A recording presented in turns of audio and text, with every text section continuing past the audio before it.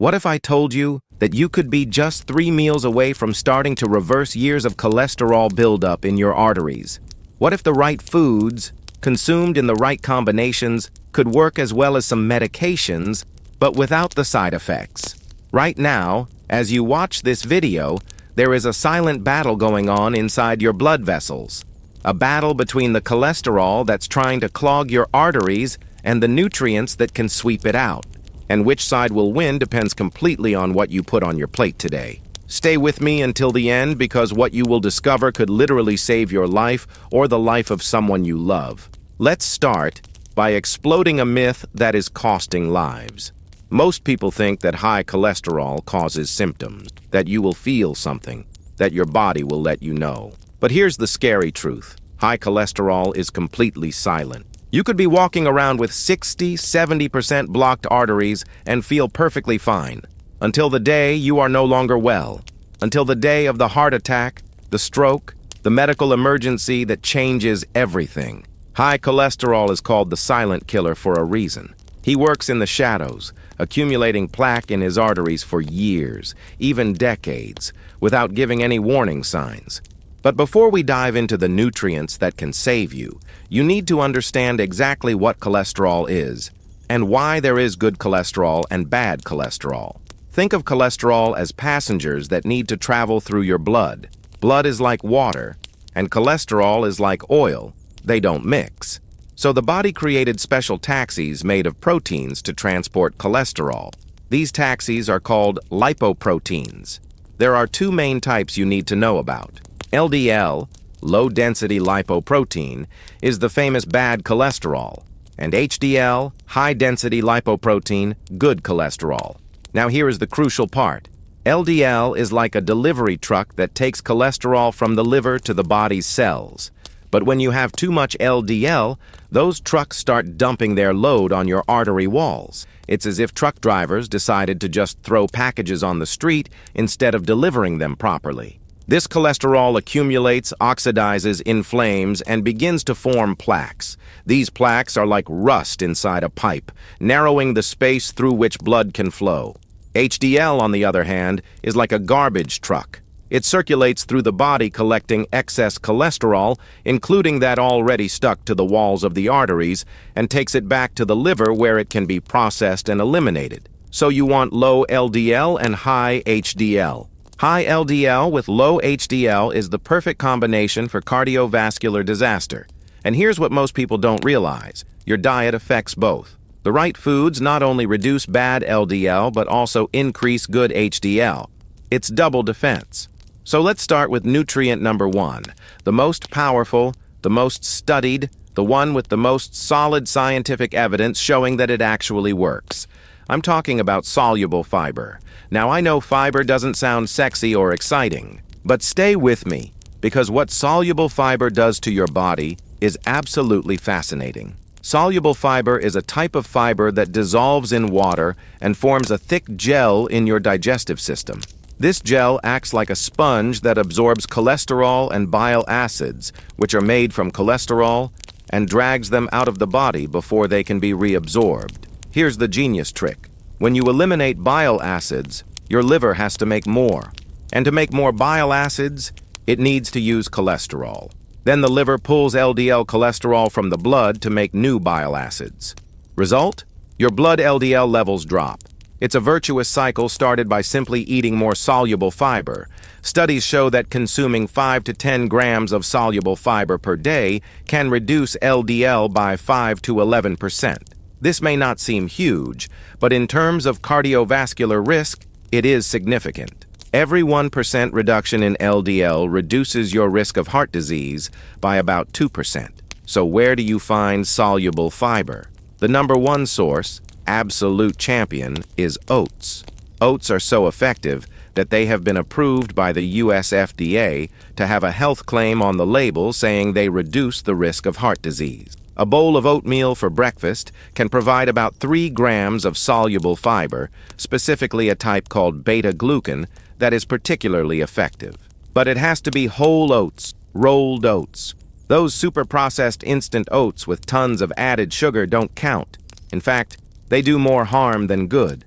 Other excellent sources of soluble fiber include barley, psyllium, which is the fiber used in supplements like Metamucil, beans of all types, lentils, peas, apples, especially with the skin on, pears, citrus fruits, carrots, and sweet potatoes. Notice a pattern? They are all foods of whole plant origin, unprocessed, unrefined. Nature packed these foods with soluble fiber because she knows we need it. Now let me give you a practical tip on how to incorporate more soluble fiber into your diet starting tomorrow morning. Make a bowl of oatmeal with berries, a chopped apple, and a spoonful of ground flax seed. Boom. You already have more than 5 grams of soluble fiber in breakfast alone. At lunch, add beans or lentils to your salad or as a side dish. Dinner includes barley or quinoa as the base grain instead of white rice. Snacks, apples with peanut butter, carrots with hummus. These small adjustments compounded throughout the day make a huge difference. But soluble fiber is just the beginning. The second powerful nutrient you absolutely need to know about is omega-3 fatty acids. Now, omega-3s don't directly reduce LDL in the same dramatic way that soluble fiber does. But they do something equally important. They reduce triglycerides, which are another type of fat in the blood associated with cardiovascular risk, and they increase HDL, the good cholesterol. So it's a double attack. Additionally, omega-3 has powerful anti-inflammatory properties, and inflammation is a critical part of how cholesterol plaques form and become dangerous. Think like this. LDL alone stuck to the artery wall is bad, but it's not the end of the world. The real problem starts when that LDL oxidizes and causes inflammation. Then your immune system sends white blood cells to the area. They try to eat the oxidized LDL. They become swollen and turn into foam cells, and these foam cells form the nucleus of the atherosclerotic plaque that can eventually rupture and cause a clot that completely blocks the artery, heart attack, or stroke. Omega-3 helps prevent this inflammatory cascade. The best sources of omega-3 are cold water fatty fish, salmon, mackerel, sardines, herring, trout. These fish contain the most potent types of omega-3s, EPA and DHA, which are readily used by the body. The general recommendation is to eat at least 2 portions of fatty fish per week. One serving is about 100 to 150 grams. If you don't eat fish, you can still get omega-3s from plant sources like flaxseed, chia seed, walnuts. But these contain a different type called ALA that the body needs to convert into EPA and DHA, and that conversion isn't very efficient. So vegans and vegetarians may want to consider algae supplement, which provides DHA directly. Now comes the third nutrient, and this one is really fascinating because it works in a completely different way. I'm talking about plant sterols and stanols. These are compounds that naturally occur in plants and have a chemical structure very similar to cholesterol. So similar that when you eat plant sterols, they compete with cholesterol for absorption in the intestine. It's like 2 teams trying to get through the same door at the same time. Plant sterols block the pathway, so less cholesterol is absorbed. Cholesterol that is not absorbed is eliminated in feces. Studies show that consuming about 2 grams of plant sterols or stanols per day can reduce LDL by about 10%. This is significant. Now, 2 grams may not seem like a lot, but it's hard to get that amount from natural foods alone. Plant sterols are found in small amounts in vegetable oils, nuts, seeds, whole grains, legumes. But you would need to eat enormous amounts to reach 2 grams. That's why many food companies now add plant sterols to specific products. You can find margarines, yogurts, milks fortified with plant sterols. These products usually say on the packaging that they help reduce cholesterol. Now I want to pause here because if you are finding this information valuable, if you are realizing that there are powerful eating strategies that you can implement right away, I need to ask you a favor. Go down there and click the like button. Why? Because the YouTube algorithm uses likes to decide if this video is relevant and should be shown to more people. And information on how to reduce cholesterol naturally, it can save lives. The more people see this video, the more lives can be improved or even saved. So if you're enjoying it, show it with a like. It literally takes 2 seconds, but it really helps the channel grow and reach more people. Thank you from the bottom of my heart. Let's continue. The fourth essential nutrient you need to know about is antioxidants. Specifically, antioxidants that prevent the oxidation of LDL. Remember I said LDL alone isn't the biggest problem, but it's oxidized LDL that triggers inflammation that's dangerous? Antioxidants protect LDL from oxidation. It's like putting a protective shield around each LDL particle so that free radicals can't damage it. The most important antioxidants for cardiovascular protection include vitamin E, vitamin C, beta-carotene, lycopene, flavonoids, and polyphenols. Each of these works in slightly different ways, but they all contribute to preventing oxidation. Vitamin E is found in nuts, seeds, vegetable oils, avocado, green leafy vegetables. Vitamin C is in citrus fruits, strawberries, kiwi, peppers, broccoli. Beta-carotene, which your body converts into vitamin A, is in orange and yellow vegetables like carrots, sweet potatoes, pumpkin, and also in dark green leafy vegetables. Lycopene is an especially interesting antioxidant found in tomatoes. And here's something fascinating. Lycopene is more bioavailable in cooked tomatoes than in raw ones. So tomato sauce, tomato paste, canned tomatoes, all of these provide more absorbable lycopene than fresh tomatoes. This doesn't mean fresh tomatoes are bad, they have other benefits. But if you want to maximize lycopene, cook your tomatoes. Flavonoids are found in berries, apples, grapes, tea, cocoa, red wine. Polyphenols are in extra virgin olive oil, especially high-quality, first cold-pressed olive oil. In fact, extra virgin olive oil deserves special mention. It is rich in monounsaturated fat, specifically oleic acid, which helps reduce LDL and increase HDL. But beyond that, high-quality olive oil contains powerful phenolic compounds that have antioxidant and anti-inflammatory properties. Studies show that people who consume olive oil regularly as part of a Mediterranean diet have a much lower risk of heart disease. The key is quality. Real extra virgin olive oil, not those deceptively labeled cheap refined oils. Now let's talk about the fifth crucial nutrient, and this is one that many people don't associate with cholesterol, but they should. I'm talking about magnesium. Magnesium is involved in more than 300 enzymatic reactions in the body, including those that regulate fat and cholesterol metabolism. Magnesium deficiency, which is super common in the modern population, is associated with elevated LDL and triglyceride levels and reduced HDL levels. Basically, the perfect lipid profile for cardiovascular problems. Magnesium also helps relax blood vessels, reduce blood pressure, and prevent heart arrhythmias. It is a truly multifunctional mineral for cardiovascular health. Good sources include dark green leafy vegetables like spinach and kale, nuts, especially almonds and cashews, seeds, especially pumpkin seeds, whole grains, legumes, avocados, bananas, and dark chocolate with at least 70% cocoa. Yes, quality dark chocolate is a legitimate source of magnesium and antioxidants, but it has to be bitter, not those milk chocolate bars loaded with sugar. Sixth on our list are the allicin and sulfur compounds found in garlic and onions. Garlic has been used medicinally for thousands of years, and modern science is validating many of these traditional uses. Studies show that garlic can reduce total and LDL cholesterol, although the effects are modest, about 5 to 10%. But every reduction counts. Garlic works through multiple mechanisms, including inhibiting cholesterol synthesis in the liver and increasing cholesterol excretion. The most effective way is raw, fresh garlic.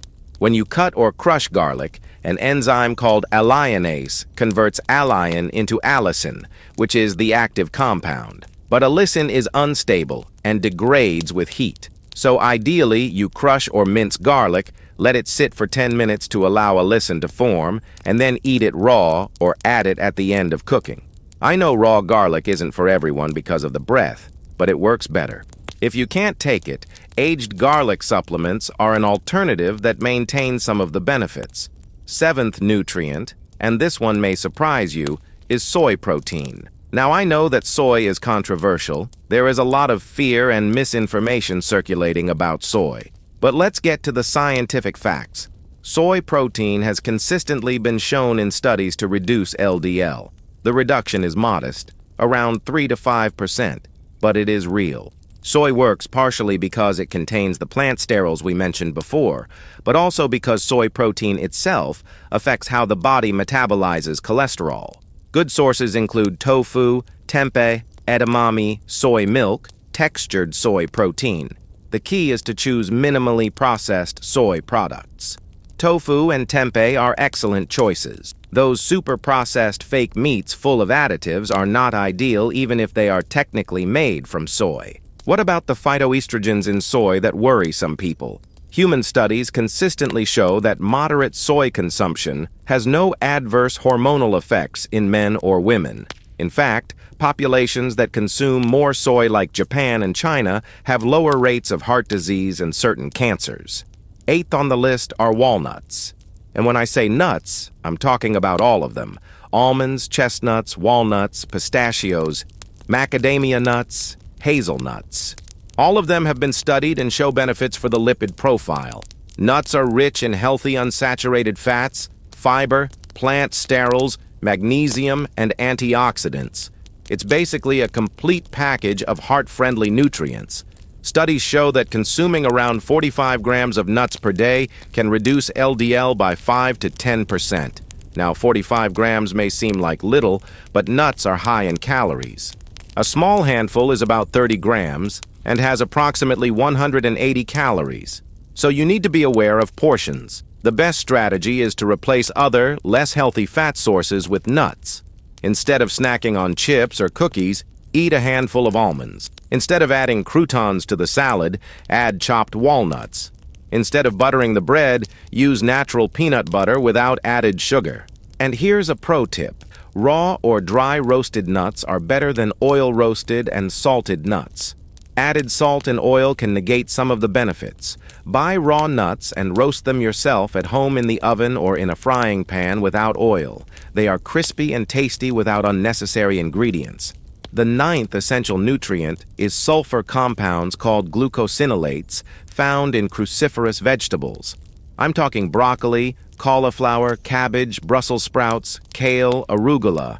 These vegetables are absolute superfoods for cardiovascular health and beyond. They contain compounds that when you chew and digest them are converted into isothiocyanates, which have anti-inflammatory, antioxidant, and even anti-cancer effects. For cholesterol specifically, crucifers help because they are rich in soluble fiber and also because the active compounds help the liver process and eliminate cholesterol more efficiently.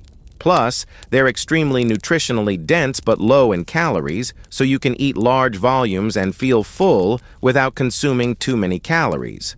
This helps with weight control, which is crucial because being overweight is one of the biggest risk factors for high cholesterol. The best way to prepare crucifers to maximize benefits is to lightly steam or quickly sauté. Overcooking destroys some of the beneficial compounds. Raw works too, especially for arugula and kale in salads. Try different preparations to find what you like. Roasted broccoli with garlic and a drizzle of olive oil is delicious. Cabbage sautéed with garlic and a little lemon.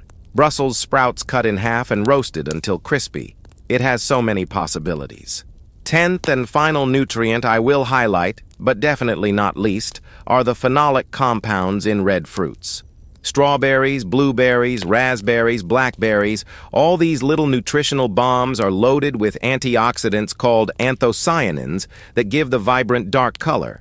Studies show that regular consumption of red fruits is associated with an improvement in lipid profile, a reduction in oxidized LDL, an increase in HDL, and a reduction in inflammation. Berries are also rich in soluble fiber and have a relatively low glycemic load compared to other fruits, which means they don't cause large spikes in blood sugar. This is important because chronic high blood sugar levels damage arteries and worsen lipid profile.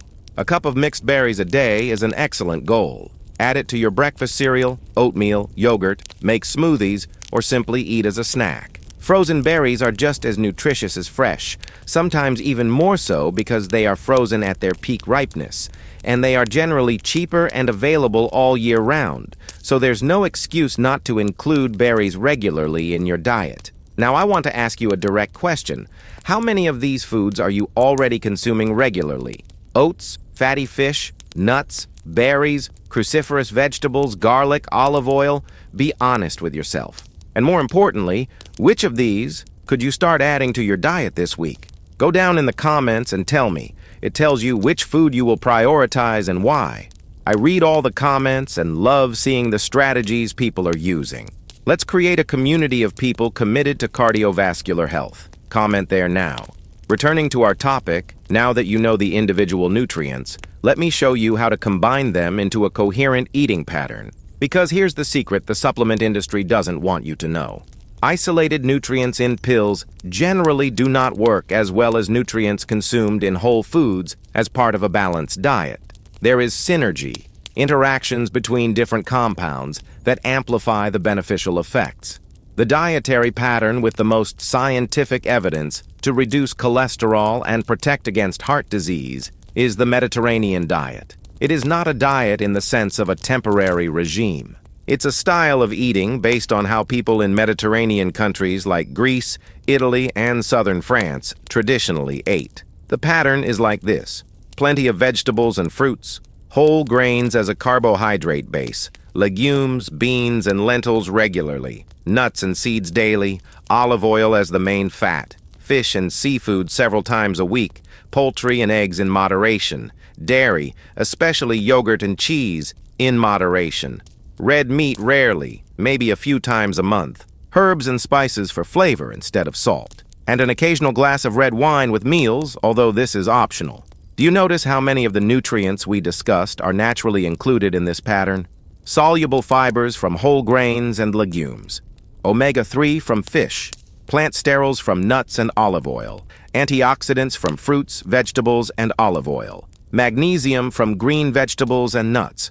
Garlic and onion are used liberally. It's as if the Mediterranean pattern was designed specifically to combat high cholesterol, although it actually evolved naturally over centuries. Studies show that people who follow a Mediterranean diet have a 30% reduction in the risk of major cardiovascular events such as heart attack and stroke. 30%. This is comparable to or better than many medications, but without side effects and with numerous additional benefits for overall health. And you don't have to be perfect. Even partially adhering to the Mediterranean standard shows benefits. It's about consistently making better choices, not perfection. Let me give you a practical example of what a day of eating focused on reducing cholesterol would look like. Breakfast: bowl of oatmeal prepared with almond milk or skim milk, topped with fresh or frozen berries, a tablespoon of ground flaxseed, and a small handful of chopped walnuts. This gives you soluble fiber, antioxidants, omega-3s, plant sterols all at once. Morning snack: an apple with a spoonful of natural peanut butter, more soluble fiber, more good fats. Lunch: large salad with assorted vegetables, especially dark leafy greens, adds chickpeas or black beans, cherry tomatoes, grated carrots, peppers, and dresses with extra virgin olive oil and balsamic vinegar or lemon juice. Serve with a slice of wholemeal bread. Afternoon snack: carrot and pepper sticks with hummus, or a handful of almonds. Dinner: roasted salmon with herbs, steamed broccoli with garlic and a drizzle of olive oil, and quinoa as a side dish. Dessert, if you want: a small piece of 70% cocoa dark chocolate. See how it's not complicated? It's not strange or exotic food. They are real, nutritious, and delicious foods. The key is planning. If you have these foods at home, you will eat them. If your house is full of processed foods, cookies, chips, soda, that's what you're going to eat. So the first step is to reorganize your kitchen and your shopping list. Now I need to address something important. Diet alone may be enough for some people to normalize cholesterol, but others will need medication in addition to dietary changes. And that's perfectly okay. Statins, the most common class of cholesterol medication, are very effective, and for people at high risk, they can literally be lifesavers. There is no shame in taking medication if your doctor recommends it, but even if you're taking a statin, diet still matters enormously. Medication and a healthy lifestyle are not mutually exclusive. They are complementary. Statins lower your LDL by one mechanism. Soluble fibers reduce on the other. Omega-3 works for yet another. When you combine everything, you get an additive effect. People who take statins and also follow a healthy diet have better results than those who just take medication and ignore food. And here's something a lot of people don't know. Statins can deplete coenzyme Q10, a compound important for mitochondrial function and cellular energy. This may contribute to a common side effect of statins, which is muscle pain. Supplementing with CoQ10 can help. Additionally, eating foods rich in CoQ10, such as fatty fish, organ meat for those who eat it, and nuts can be beneficial. Talk to your doctor about this if you are on a statin. It's also crucial to understand that high cholesterol usually doesn't come alone. It is often part of a constellation of problems called metabolic syndrome. These include high blood pressure, high triglycerides, low HDL, high blood glucose, and increased waist circumference. If you have 3 or more of these factors, you have metabolic syndrome, which dramatically increases your risk of type 2 diabetes and cardiovascular disease. The good news is that the same dietary changes that reduce cholesterol also improve all the other components of metabolic syndrome. Losing weight, especially abdominal fat, has a profound effect on all of these markers. Even modest weight loss of 5 to 10% of body weight can normalize cholesterol in many people. And you don't need a crazy or extreme diet to lose weight. Simply eating the foods we discussed, which are nutritionally dense but not caloric, which are rich in fiber and satiating protein, naturally leads to reduced caloric intake and gradual, sustainable weight loss. Speaking of proteins, this is another important nutrient that I didn't highlight individually, but deserves mention.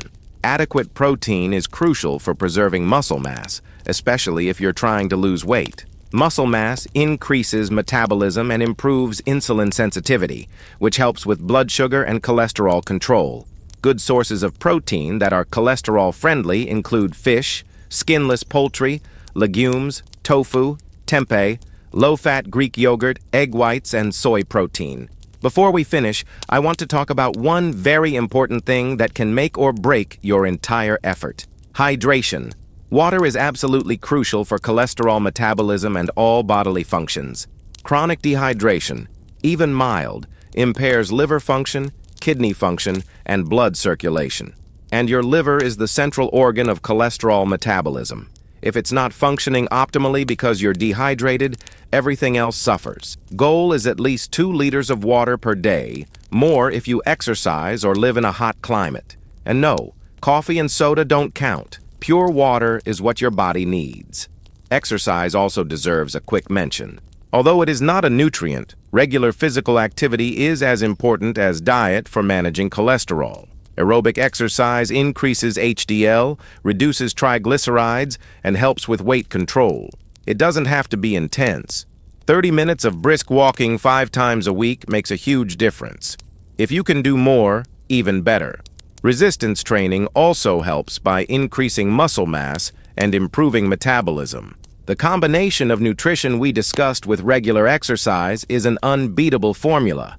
Now, if you are really committed to improving your cardiovascular health, if you want to see more in-depth content about nutrition, health, and longevity, I want to invite you to become a member of the channel or make a contribution through Valo de Mai. Any amount helps, really. It could be 5 reais, 10 reais, whatever you can. Producing quality content based on real science, not fads or sales of miracle products, requires a lot of research and dedication. When you support the channel financially, you are making more videos like this possible. You are investing in accessible and honest health education.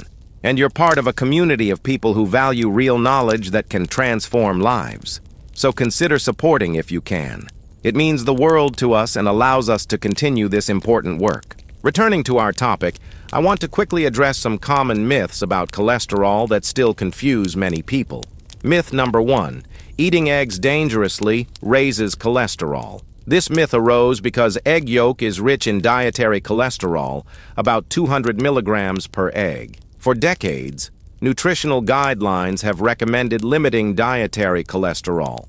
But more recent research has shown that for most people, the cholesterol you eat has minimal impact on blood cholesterol. What actually raises blood cholesterol are saturated and trans fats, not dietary cholesterol itself. So eggs, eaten in moderation, say one a day, are perfectly healthy for most people and provide high-quality protein and other important nutrients. Myth number 2, all saturated fat is equally bad. Saturated fats increase LDL, that's true, but not all sources of saturated fat are created equal. Saturated fat from processed meat, such as bacon, sausage, cold cuts, these are problematic and are associated with increased cardiovascular risk. But saturated fat from sources like coconut oil or quality full-fat dairy can have different effects, and research is showing that context matters. I'm not saying to eat coconut oil all you want, but I am saying that the story is more nuanced than simply all saturated fat is poison. The most important thing is the overall dietary pattern, not an isolated nutrient or a specific food. Myth number 3.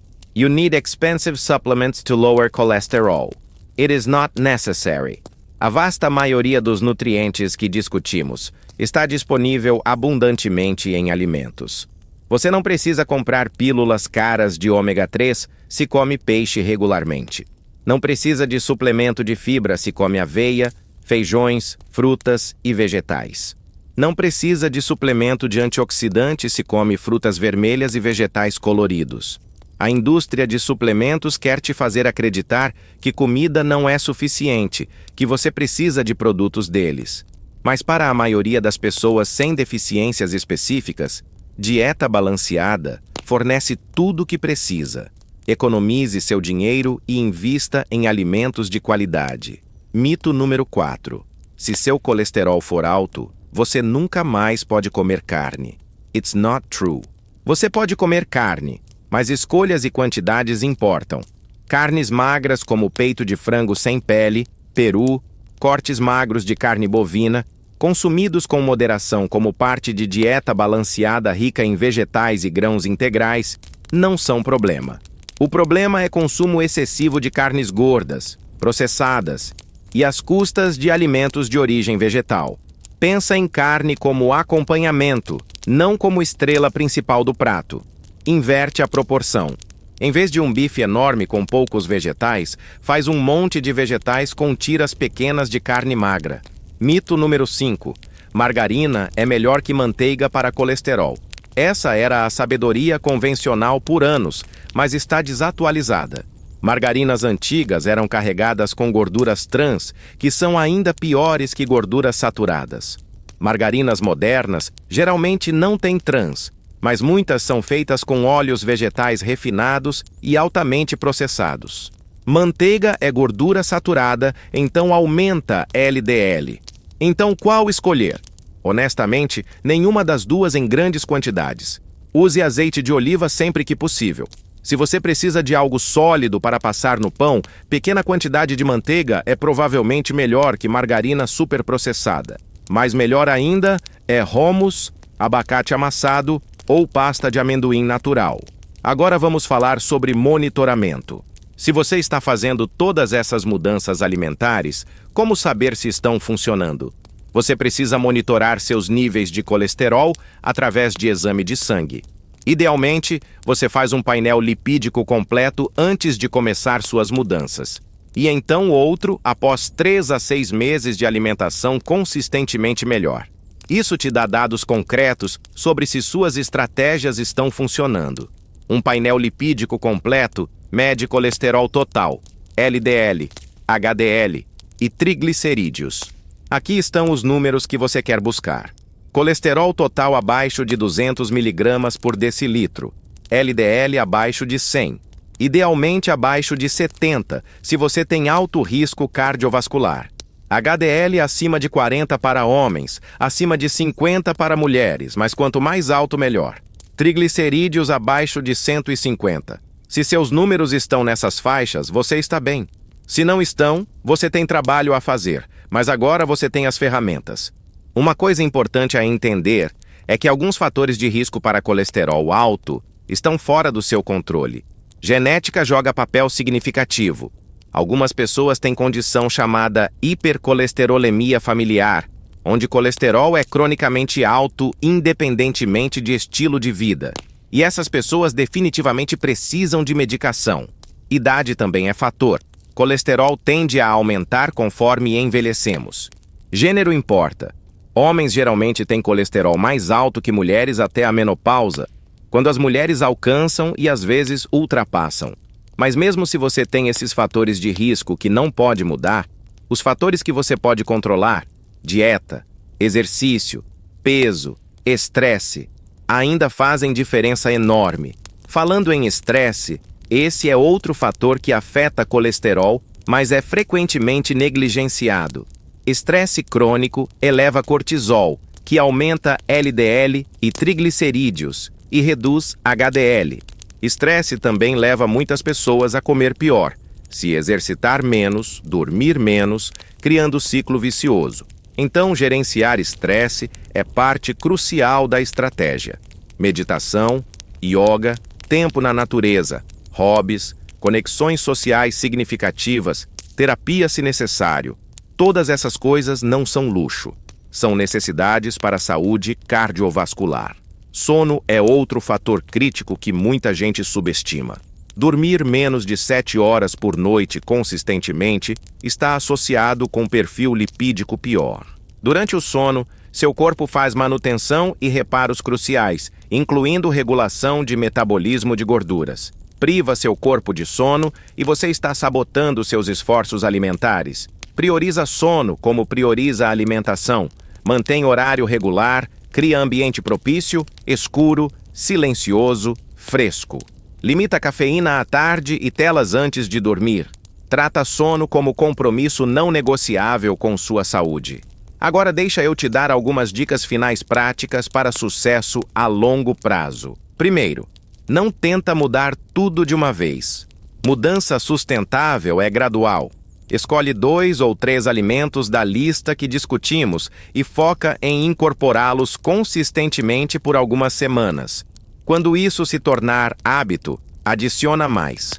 Constrói momentum lentamente, mas firmemente. Segundo, prepara a tua casa para sucesso. Remove tentações. Se biscoitos, salgadinhos, refrigerantes não estão em casa, você não vai comê-los. Enche tua cozinha com opções saudáveis. Terceiro, aprende algumas receitas simples e deliciosas com os ingredientes certos. Se comida saudável é saborosa, você vai querer comê-la. Investe tempo em aprender a cozinhar de forma que faz vegetais e grãos integrais ficarem deliciosos. Quarto, planeja. Ter um plano semanal de refeições, fazer lista de compras e ter ingredientes certos em casa remove decisões improvisadas que geralmente levam a escolhas ruins. Domingo à tarde, senta por 15 minutos, planeja as refeições da semana, faz a lista e vai às compras. Essa preparação te prepara para uma semana inteira de sucesso. Quinto, não busca perfeição. Você vai ter dias ruins, vai ter refeições onde come coisas que não deveria. Não se culpe, não desiste. Cada refeição é nova oportunidade de fazer escolha melhor. Pensa em progresso, não perfeição. Sexto, encontra comunidade. Mudanças são mais fáceis quando você tem apoio. Talvez seu parceiro ou parceira também quer comer melhor e vocês podem fazer isso juntos. Talvez você tenha amigos ou familiares com os mesmos objetivos. Compartilha receitas, cozinham juntos, se apoiam mutuamente. E claro, comunidade aqui no canal também. Por isso que eu sempre incentivo vocês a comentarem, a compartilharem suas experiências. Não estamos sozinhos nessa jornada. Sétimo e último, celebra vitórias. Quando você faz exame e vê que seu LDL caiu 20 pontos, celebra. Quando você percebe que tem mais energia, que está dormindo melhor, que sua pressão arterial normalizou, reconhece esses sucessos. Mudança de estilo de vida é trabalho duro e você merece reconhecer seu progresso. Isso cria feedback positivo que te motiva a continuar. Antes de encerrarmos, quero falar rapidamente sobre quando você deve procurar ajuda profissional. Se seu colesterol está muito alto, especialmente se LDL está acima de 190, ou se você tem outros fatores de risco como histórico familiar forte de doença cardíaca, diabetes, pressão alta, você definitivamente precisa trabalhar com o médico. Mudanças alimentares são importantes, mas podem não ser suficientes sozinhas em casos de alto risco.